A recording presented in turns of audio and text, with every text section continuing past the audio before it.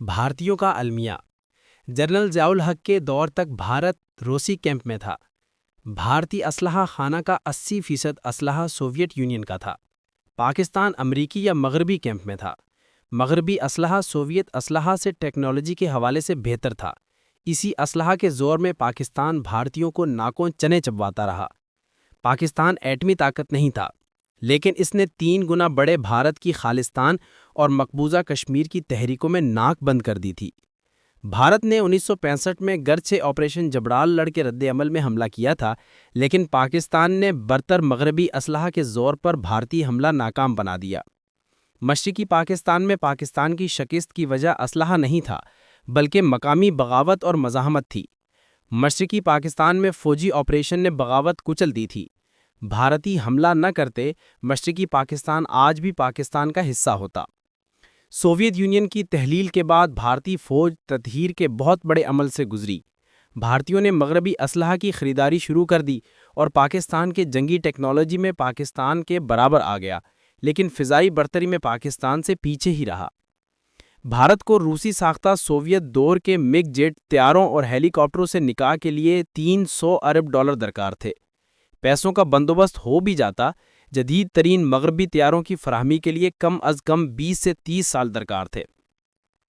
بھارتیوں نے پہلا گھونٹ بھرا اور فرانس سے 36 رافال طیاروں کا سودا کر لیا۔ ان طیاروں کا جو حال آپریشن سندور میں پاکستان نے کیا ہے، بھارتی پھر اسی جگہ پر آن کھڑے ہوئے ہیں جہاں 1980 کی دہائی میں تھے۔ بھارتی مغربی ٹیکنالوجی کی طرف منتقل ہوئے، پاکستانی چھلانگ لگا کر چینی ٹیکنالوجی کی طرف چلے گئے، جو بہرحال مغرب سے بہتر ثابت ہوئی ہے۔ چینی پاکستان کو طیارے پہلے دیتے ہیں، پیسے ادھار کر لیتے ہیں۔ مغربی ممالک پیسے ایڈوانس لیتے ہیں اور طیارے قسطوں میں دیتے ہیں۔ رافال کے ناکام تجربہ کے بعد اب بھارتی امریکیوں سے 5th جنریشن وار کا جیٹ F-35 خریدنے کے لیے مرے جا رہے ہیں، لیکن ان طیاروں کے 4-5 اسکواڈرن تیار کرتے 10 سال لگ جائیں گے۔ بھارتیوں کو اڑتے تابوت یعنی مگ پر ہی سالوں گزارا کرنا ہے۔ فضائی جنگ میں جو نئی اختراعات چینیوں نے کی ہیں، ساری مغربی ٹیکنالوجی کی واٹ لگ گئی ہے۔ مصنوعی سیاروں، اوک سسٹم اور PS-15 میزائل کا جو تال میل آپریشن سندور میں سامنے آیا ہے، بھارتی جیٹ بھلے رافال ہوں یا 5th جنریشن وار کے F-35 200 میل دور سے گرائے جا سکتے ہیں اور ان کا سسٹم جام کر کے انہیں اندھا کیا جا سکتا ہے۔ پاکستان کو گھٹنوں پر گرانے کے لیے لائن آف کنٹرول اور ورکنگ باؤنڈری پر طویل جنگ مسلط کرنا ہی واحد آپشن ہے، لیکن پاکستان اس طویل جنگ کی اجازت ہی نہیں دے گا۔